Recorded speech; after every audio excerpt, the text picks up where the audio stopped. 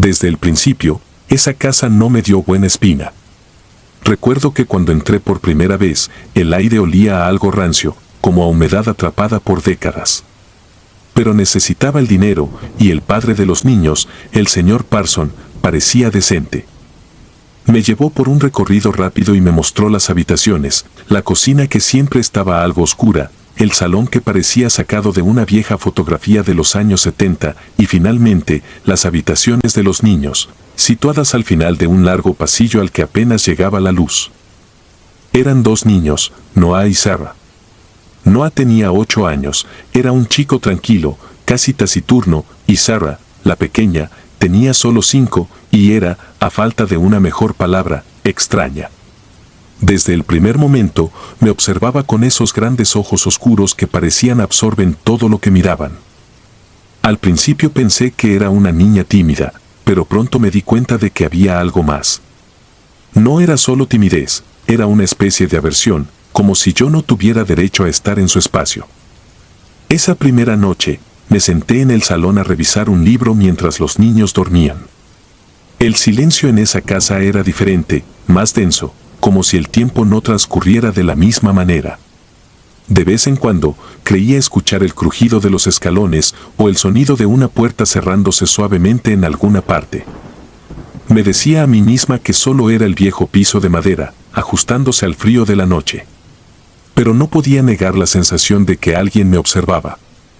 La primera vez que noté algo raro fue al tercer día. Estaba acostando a Sarah y ella insistió en que no apagara la luz del pasillo. ¿Por qué no?, le pregunté. Ella me miró fijamente y respondió, porque se va a enojar. Me quedé congelada por un instante. La pregunté quién, pero ella solo se giró hacia la pared, dándome la espalda. Después de eso, siempre dejé la luz encendida, aunque no entendía bien por qué. Había algo en su tono, una especie de advertencia que me erizó la piel. Esa misma noche, mientras intentaba dormir en la pequeña habitación de invitados, sentí un peso en el pecho, una presión que me hizo despertar sobresaltada. Traté de encender la lámpara de la mesita de noche, pero no funcionaba. Me quedé en la oscuridad, paralizada, escuchando una respiración que no era la mía. Y entonces, lo sentí. Alguien se movía por el pasillo, lento, arrastrando los pies. La puerta de mi habitación se entreabrió un poco, apenas lo suficiente para ver una sombra pasar. Fue un instante, pero supe que no estaba sola. A la mañana siguiente, le pregunté a Noah si alguien más vivía en la casa, si había algún abuelo o alguien de la familia que hubiera venido de visita. Él simplemente negó con la cabeza, pero con una expresión que me hizo sentir que sabía más de lo que decía. Era como si fuera normal para ellos, como si hubieran aprendido a vivir con la presencia de algo que no me pertenecía entender. A medida que pasaban los días, comencé a notar pequeños detalles. Cosas que dejaba en un lugar y luego aparecían en otro, dibujos infantiles en las paredes que yo juraba no estaban antes. Lo más inquietante fue el día que encontré uno de esos dibujos justo al pie de la escalera, una figura negra de ojos blancos, observándome. Llamé al señor Parson y le mencioné los dibujos, pero me dijo que era imposible, que los niños no tenían permiso para dibujar en las paredes. Me despidió rápidamente, como si no quisiera escuchar más. Lo que más me preocupaba era Sarah. Cada noche se volvía más retraída, a veces ni siquiera quería hablar. Su hermano parecía más acostumbrado, como si fuera su papel protegerla de algo. Una noche, después de haber acostado a ambos, me quedé en el salón, con las luces encendidas y los ojos fijos en la escalera. Fue entonces cuando escuché el susurro, como una voz lejana que decía algo ininteligible. Me levanté y subí al segundo piso. Mi corazón latía tan fuerte que podía oírlo, pero el silencio fue repentino, aplastante. Abrí la puerta de la habitación de Sarah. Ella estaba despierta, sentada en la cama, mirándome fijamente. Sin mover un músculo, susurró, «No quiere que estés aquí». Sin entender muy bien a qué se refería, le pregunté quién era, pero ella simplemente se giró hacia la ventana. Entonces noté algo que me heló la sangre. En el cristal, empañado por la respiración de la niña, había una huella. No una simple marca de dedos, sino una mano completa, grande, casi grotesca, como si alguien hubiera apoyado su palma desde afuera. Pero eso era imposible, la ventana daba al segundo piso, sin balcones ni escaleras. Intenté racionalizarlo, pero cada noche el ambiente se volvía más opresivo. Llegué a temerle a las sombras, a los susurros que parecían acechar en cada esquina. Las noches en esa casa se alargaban, como si el reloj se detuviera y el silencio se volvía ensordecedor. No pude seguir negándolo, algo horrible habitaba esa casa. Algo que los niños habían aprendido a ignorar, pero que a mí me consumía lentamente. Era como si la casa tuviera vida propia, una conciencia oscura que se alimentaba de mi miedo, que disfrutaba haciéndome sentir pequeña e indefensa. Finalmente, la noche que decidí renunciar, escuché algo que me hizo correr. Estaba bajando las escaleras para irme, cuando escuché la risa de Sarah. No era su risa normal, era algo distorsionado, gutural, como si otra voz se uniera a la suya. Me di vuelta y la vi al pie de la escalera, mirándome con una sonrisa que no era suya. Sus ojos estaban vacíos, como si no fueran los mismos. En ese instante, supe que no era Sarah. Que algo más estaba usando su cuerpo, como si fuera un simple juguete. Salí corriendo de esa casa sin mirar atrás. Renuncié esa misma noche, inventando una excusa que ni siquiera recuerdo. No volví a saber de la familia, pero el recuerdo de esa casa, de esos ojos oscuros que parecían seguirme aún, me persigue hasta el día de hoy. No sé qué era lo que habitaba allí, ni quiero saberlo. Solo sé que había algo profundamente mal en ese lugar, algo que había hecho de los niños sus cómplices, que se alimentaba de sus miedos y los había doblegado a su voluntad. Cada vez que pienso en esa experiencia, siento un escalofrío recorrerme la espalda. Y aunque intento convencerme de que todo fue un mal sueño, sé que hay cosas en este mundo que escapan a nuestra comprensión, entidades oscuras que se esconden en las sombras, esperando, acechando, tomando lo que no les pertenece.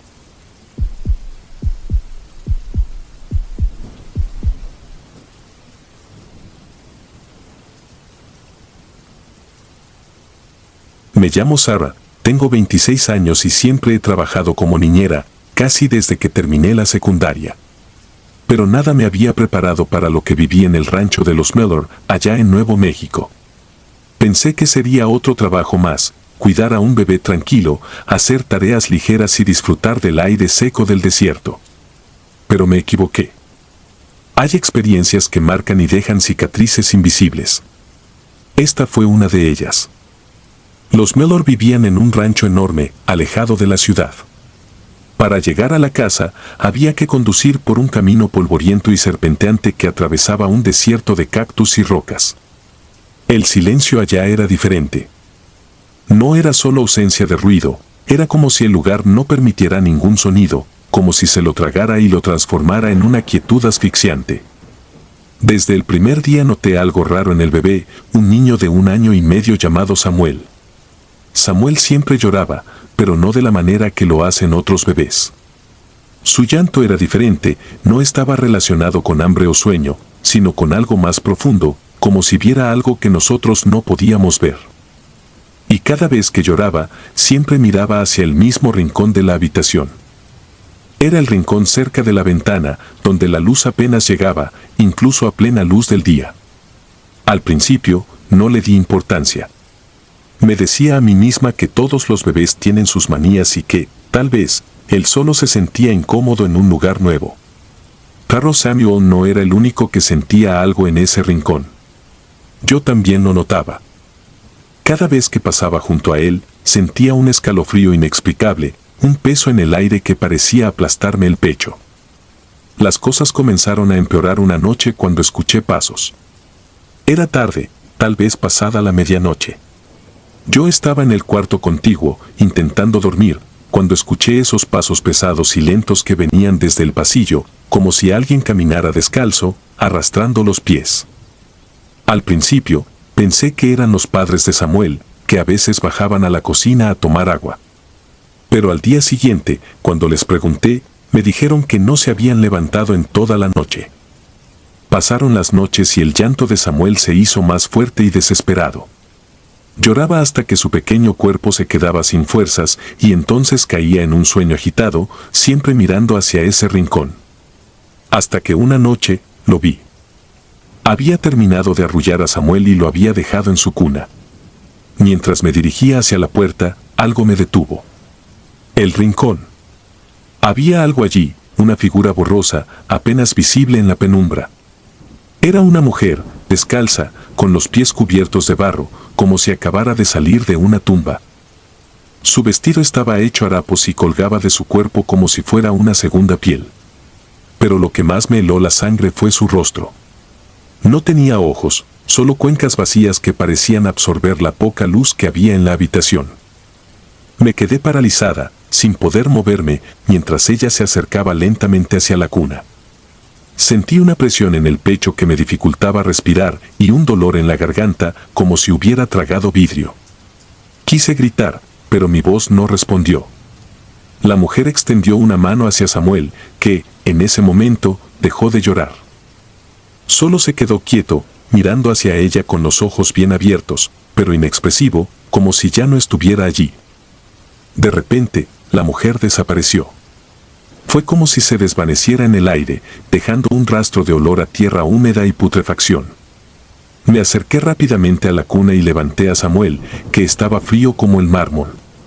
Su respiración era débil, apenas perceptible, y su piel tenía un tono pálido que nunca le había visto.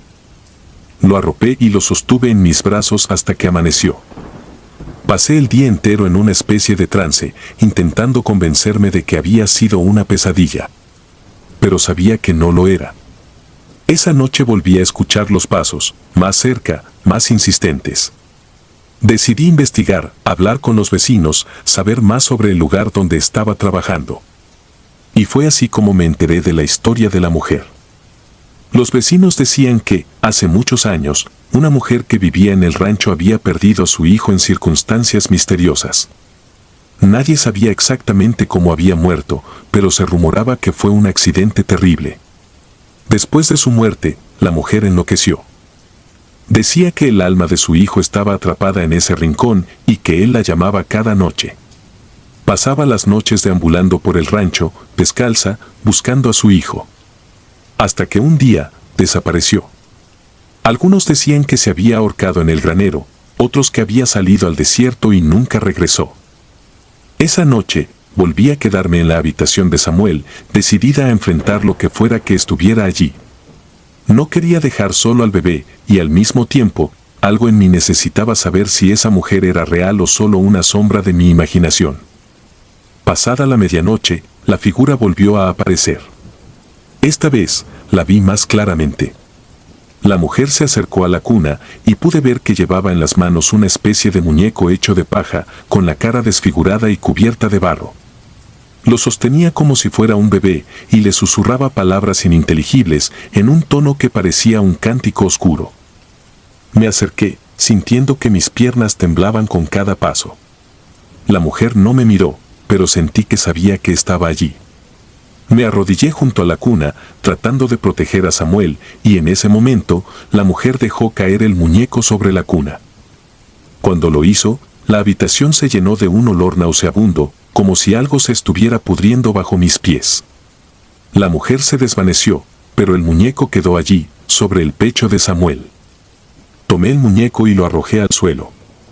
Sentí que algo me ardía en la mano, y al mirarla, vi una marca roja, como si me hubieran quemado. Samuel comenzó a llorar de nuevo, y esta vez no dejó de hacerlo hasta que el sol se levantó. Fue entonces cuando decidí que no podía quedarme más en ese lugar. Hablé con los Meldor y les conté todo, esperando que se rieran o me acusaran de estar loca. Pero ellos se miraron entre sí, y luego me contaron que nunca habían sido capaces de mantener a una niñera por mucho tiempo. Todas se iban sin explicación y nadie duraba más de unas pocas semanas. Al día siguiente, empaqué mis cosas y me fui del rancho. Cuando me alejaba, sentí una especie de alivio, como si algo se hubiera quedado atrapado en ese lugar y me dejara ir. Meses después, recibí una carta de los Meldor. Decían que el rincón de la habitación de Samuel había sido derrumbado durante unas reparaciones y encontraron enterrado allí un pequeño ataúd de madera, vacío. Nadie pudo explicar cómo había llegado allí ni por qué estaba vacío. Pero en el fondo, creo que siempre supe la respuesta. Me mudé a otro estado y dejé el trabajo de niñera. Hoy, cada vez que escucho el llanto de un bebé, siento un escalofrío que me recorre la espalda y recuerdo ese rincón, ese lugar maldito. No sé si fue real o si solo fue el producto de una mente cansada, pero hay cosas que es mejor no cuestionar. A veces, es mejor simplemente dejar que los fantasmas permanezcan en sus rincones oscuros y no intentar entender lo que no tiene explicación.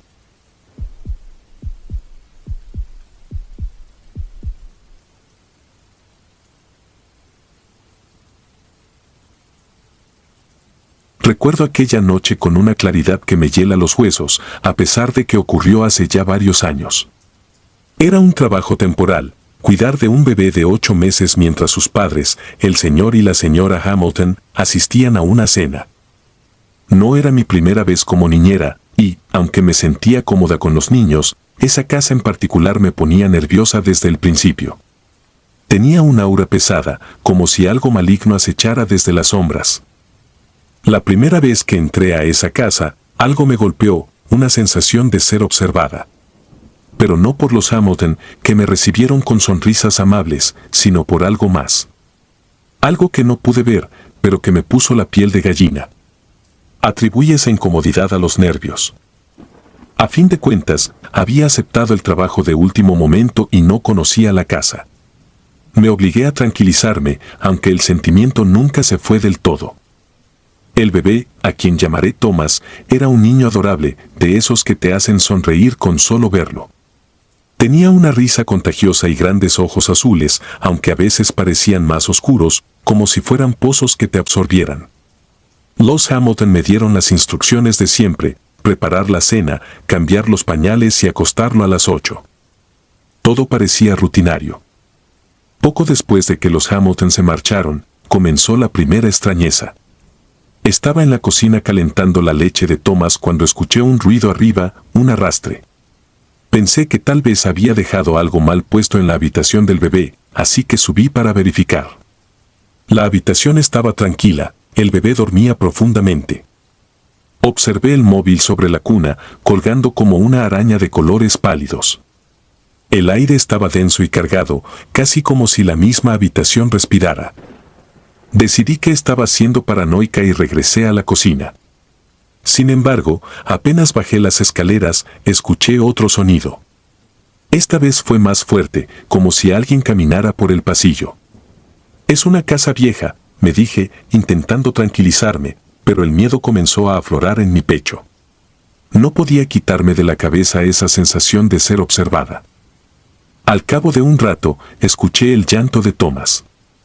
Subí rápidamente y lo encontré de pie en su cuna, mirando hacia un rincón oscuro de la habitación. Sus ojos estaban abiertos de par en par y su boca formaba una pequeña mueca de pavor. Tragué saliva y encendí la luz. El rincón al que él miraba estaba vacío, pero una parte de mí no podía dejar de pensar que había algo allí, algo que mis ojos no podían percibir. Tomé a Thomas en brazos y lo arrullé hasta que se calmó. Aún así, sentí que algo oscuro lo rodeaba, algo que no se iría solo porque yo lo deseara. La noche se volvió aún más perturbadora cuando, alrededor de las 10, después de que había acostado a Thomas de nuevo, empecé a escuchar una especie de murmullo en el monitor de bebé. Era como un susurro, pero no distinguía palabras. Tal vez era estática, pero sonaba diferente, como si alguien estuviera hablando en voz baja. Subí una vez más a la habitación y encontré a Thomas despierto, observando el móvil con esos ojos oscuros. Parecía como si algo invisible se moviera entre las figuras colgantes. De repente, uno de los juguetes del móvil comenzó a girar solo, de forma lenta y antinatural.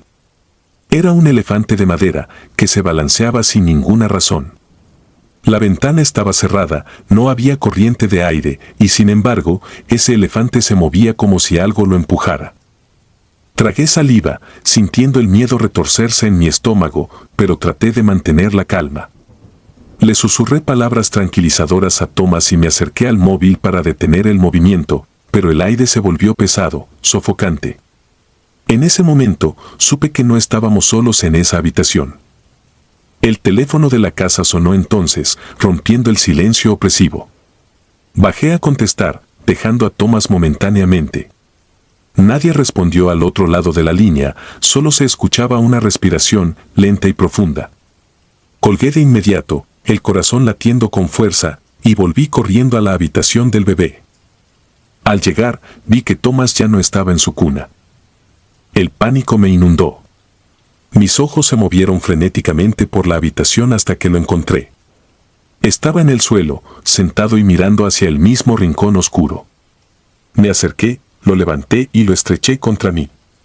Al hacerlo, escuché un leve susurro, como un viento que soplaba desde el rincón. Cerré los ojos y recé, intentando bloquear cualquier pensamiento racional, convencida de que aquello no podía ser real. Con Thomas en brazos, bajé las escaleras y me dirigí al salón. Decidí que no volvería a subir. Lo mantuve conmigo, meciéndolo mientras intentaba mantener la calma.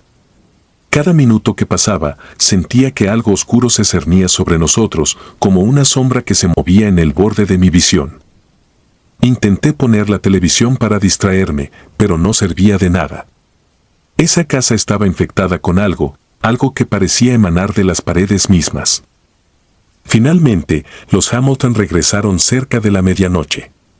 La señora Hamilton me preguntó si todo había estado bien, y aunque quería contarle lo sucedido, sentí que no me creería.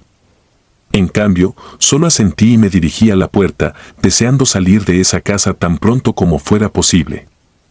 Cuando estaba a punto de irme, la señora Hamilton me detuvo. Gracias por cuidar de Thomas. A veces me preocupa que juegue solo, especialmente porque parece tener un amigo imaginario, o algo así, dijo con una risa nerviosa. Mis manos temblaron al oír esas palabras, pero no respondí. Sabía que lo que había experimentado no era solo producto de mi imaginación. Thomas no estaba solo, algo siniestro jugaba con él en esa casa. Algo que no se iría aunque yo lo deseara. Y cuando crucé el umbral de la puerta, supe que nunca volvería. Aquella experiencia me cambió para siempre, dejándome con una certeza inquietante: hay cosas en este mundo que no podemos ver, cosas que acechan en las sombras y se alimentan del miedo. Cosas que, a veces, eligen a los más vulnerables para manifestarse.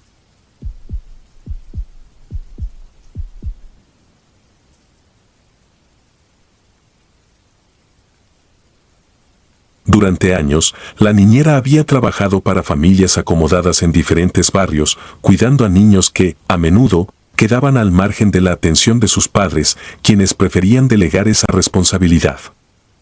Cuando la familia Moretti la contrató, sintió que era solo un trabajo más, pero no podía imaginarse el horror que aguardaba entre las paredes de aquella casa antigua y señorial. El primer día, conoció a los dos pequeños a su cargo, Lucas, de 6 años, y Paula, de apenas 4.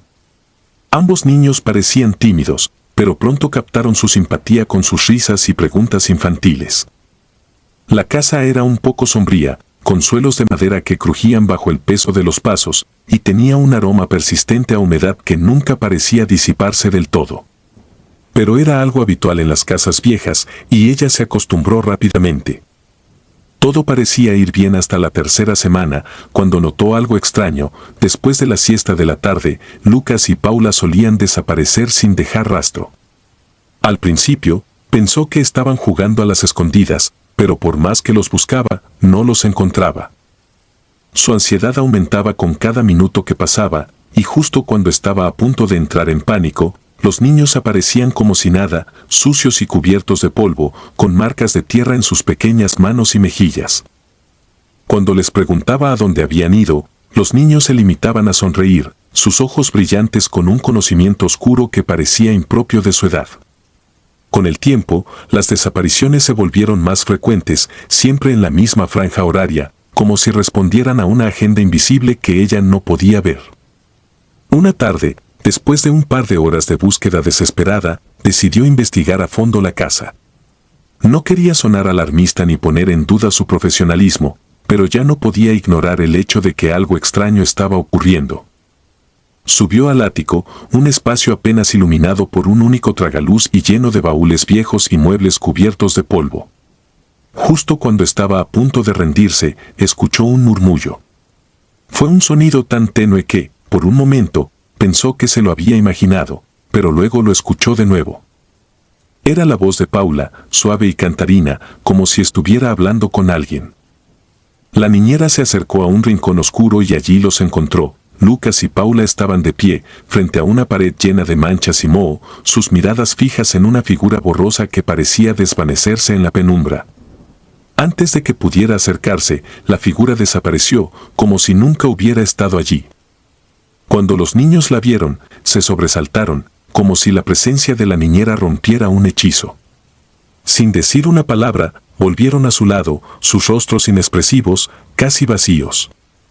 La niñera los llevó de vuelta al dormitorio y mientras los bañaba, notó que llevaban en las manos plumas negras, gruesas y brillantes, que no parecían pertenecer a ningún ave común.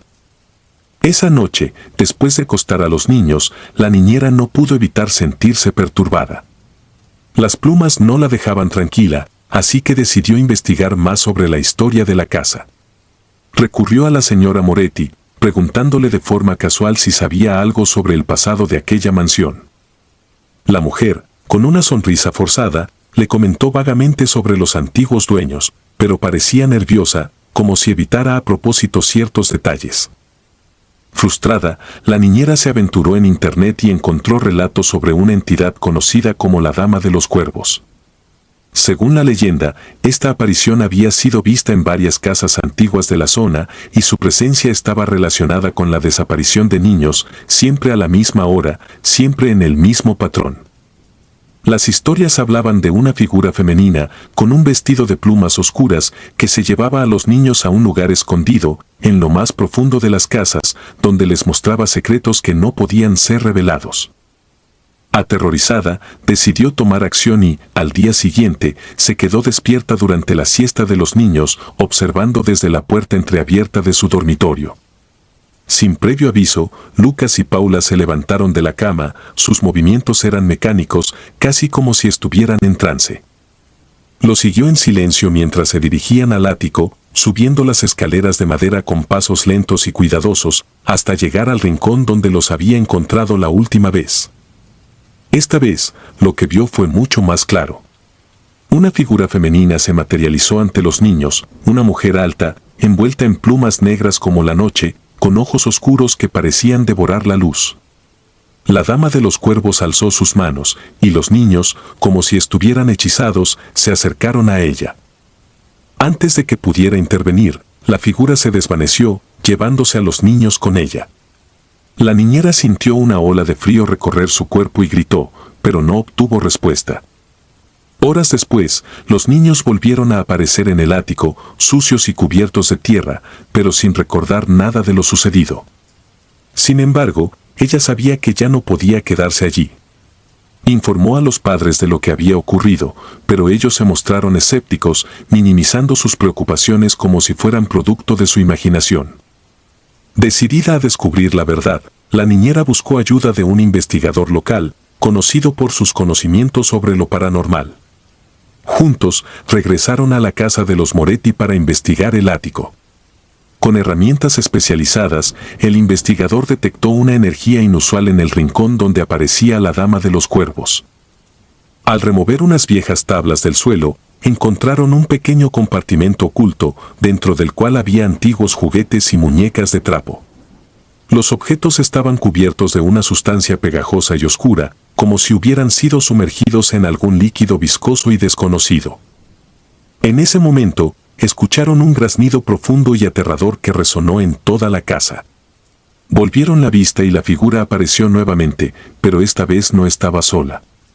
Un grupo de cuervos la rodeaba, graznando de manera estridente, sus ojos brillando con un destello maligno. La dama extendió una mano hacia ellos, y ambos sintieron una presión en el pecho que casi los hizo caer al suelo. La habitación comenzó a girar, y el investigador murmuró unas palabras en latín, rompiendo momentáneamente el hechizo. Aprovecharon ese instante para huir del ático y abandonar la casa. Esa fue la última noche que la niñera pasó en aquella casa. Los Moretti nunca le creyeron, y aunque trató de advertirles, la familia se rehusó a escuchar. Tiempo después, supo que se mudaron, abandonando la casa a su suerte. Nadie sabe con certeza qué ocurrió después, pero la niñera siempre lleva consigo el recuerdo de esos ojos oscuros y penetrantes, y del frío que sentía cada vez que la dama de los cuervos se llevaba a los niños a su reino oculto. A partir de esa experiencia, ella nunca volvió a trabajar como niñera. El horror que vivió la dejó marcada, y por las noches, cuando escucha el graznido de un cuervo, siente un escalofrío recorrer su espalda, como si aquella presencia siguiera vigilándola, esperando el momento de regresar.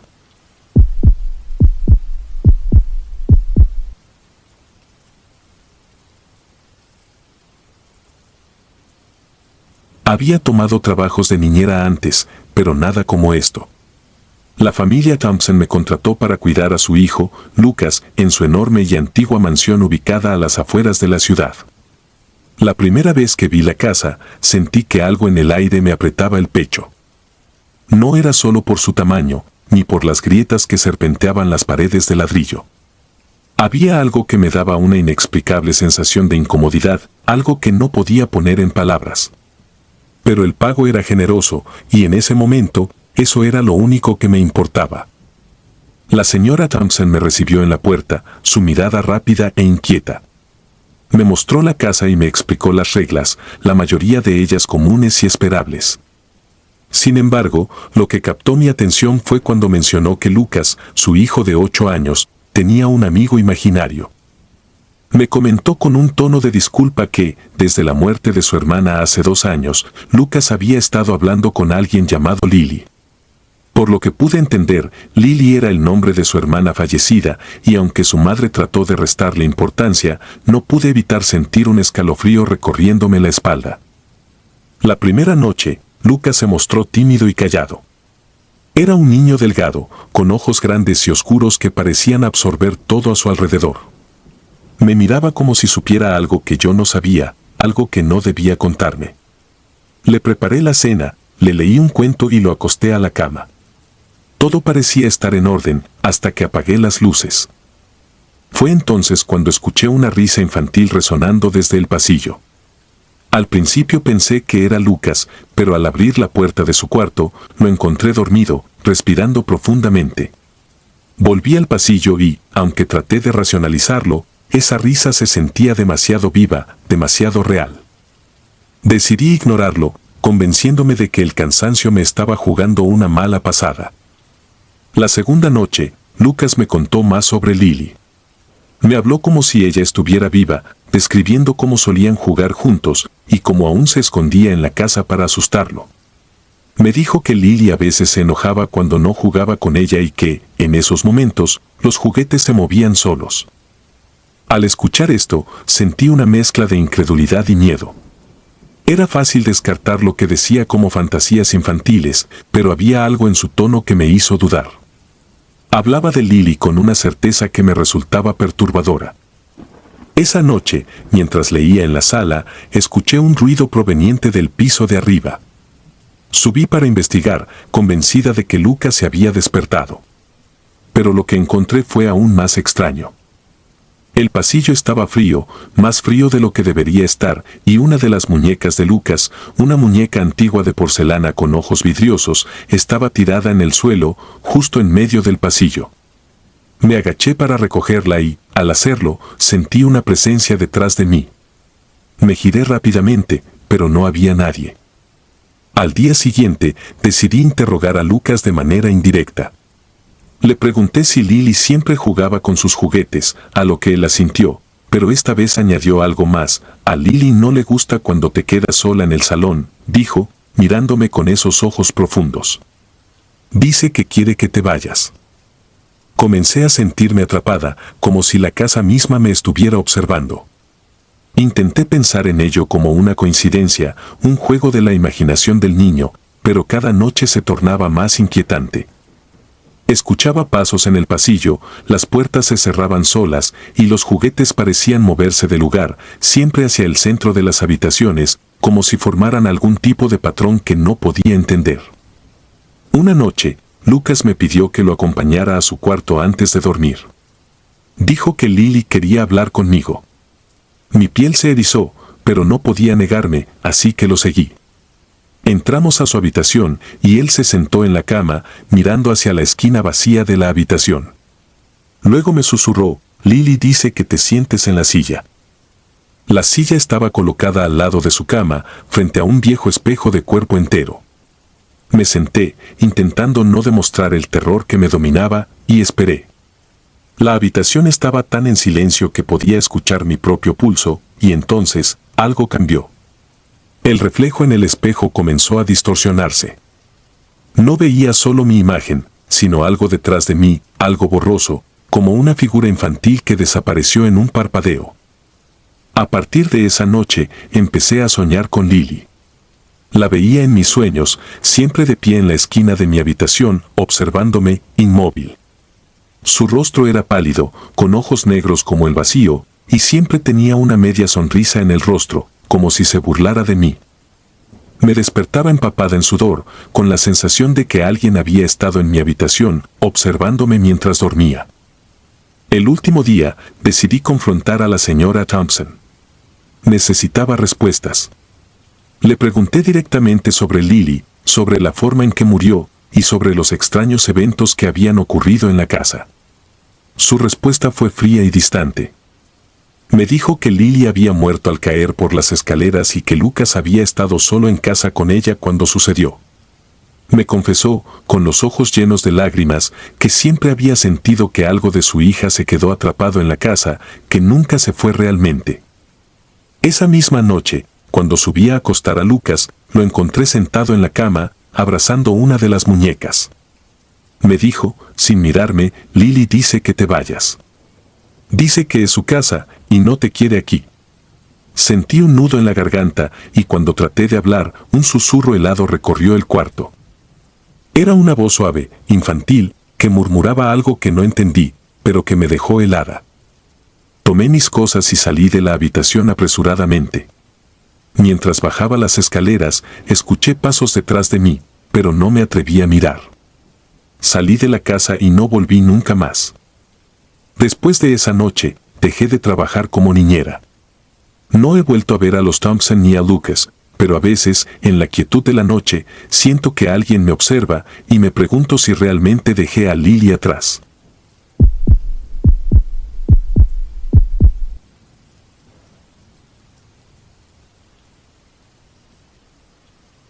Era el año 2017 y trabajaba como niñera en Tijuana. No era la primera vez que me encargaban cuidar a dos niñas pequeñas, Valeria y Sofía, de 6 y 4 años respectivamente, en una casa antigua que parecía haber visto días mejores. La familia acababa de mudarse, y los padres, al parecer, aún no habían notado los ecos de tiempo que rondaban el lugar. La casa era grande, con paredes de yeso desconchado y pisos de madera que crujían al menor paso. Desde el principio, aquella casa me pareció un poco extraña, como si cada rincón guardara un secreto. Al principio no le di demasiada importancia, después de todo, los inmuebles viejos siempre guardan un aire de misterio, y yo tenía un trabajo que hacer. Las niñas parecían llevarse bien conmigo, y no tardaron en mostrarme su posesión más preciada, una muñeca de porcelana que, honestamente, me pareció más espeluznante que bonita. Tenía el rostro de una niña, con labios rojos pintados, ojos grandes y oscuros, y una expresión que podría haberse interpretado como una sonrisa, pero que parecía más una mueca. El vestido de encaje antiguo que llevaba estaba un poco descolorido, como si hubiera pasado muchos años guardada en un lugar oscuro. Valeria me contó que la muñeca se llamaba Lidia y que había pertenecido a una niña que vivió en esa misma casa hacía mucho tiempo. Al principio, no les presté mucha atención a sus historias. Pensé que se trataba de un invento de niñas pequeñas, un juego que me parecía un tanto siniestro, pero en definitiva, inofensivo. Pero entonces empezaron los susurros. Todo comenzó una noche mientras estaba sentada en el salón, con las niñas dormidas ya en sus camas. La casa estaba en completo silencio, y el único sonido era el crujir ocasional de las viejas paredes y el zumbido leve de la nevera en la cocina. Yo hojeaba un libro para pasar el rato cuando escuché un susurro, apenas un susurro, que me puso la piel de gallina.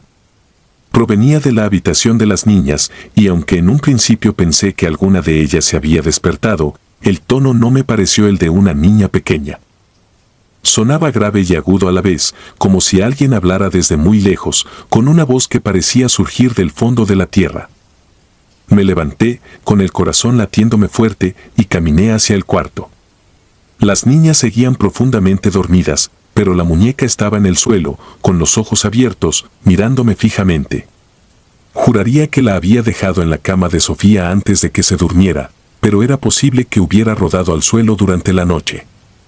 La recogí y la coloqué nuevamente sobre la cama, pero el escalofrío que me recorrió la espalda no desapareció.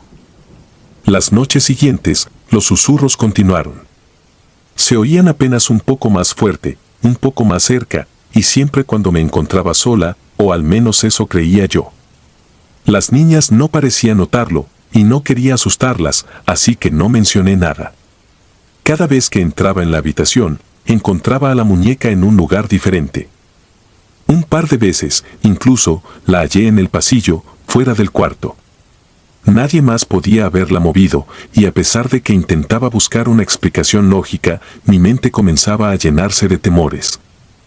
Una tarde, mientras las niñas jugaban en el jardín, decidí echar un vistazo al cuarto de juegos que quedaba en el sótano. No me gustaba mucho bajar allí, era un lugar oscuro y húmedo, con olor a moho y paredes llenas de grietas. Pero mi curiosidad era más fuerte que mi miedo. Encontré una caja vieja, llena de juguetes rotos y libros antiguos.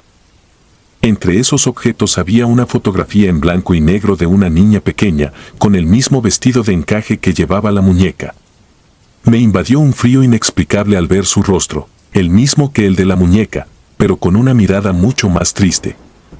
Moví la foto y descubrí un recorte de periódico, ya amarillento por el tiempo. El titular decía: Niña desaparecida misteriosamente en 1947. El nombre de la niña era Lidia, y había desaparecido sin dejar rastro en esa misma casa. Recordé las palabras de Valeria: Lidia vivió aquí hace mucho tiempo. Traté de ignorar el artículo, de no pensar en la historia, pero la verdad era que no podía dejar de preguntarme si la muñeca no era simplemente un juguete, sino algo más. Las noches se hicieron cada vez más pesadas, como si la casa misma exhalara un aliento fúnebre. El susurro se volvía más claro, hasta que pude distinguir palabras que se enredaban en mi mente. Ayúdame, decía, como si una voz atrapada en las paredes suplicara por algo que yo no lograba comprender.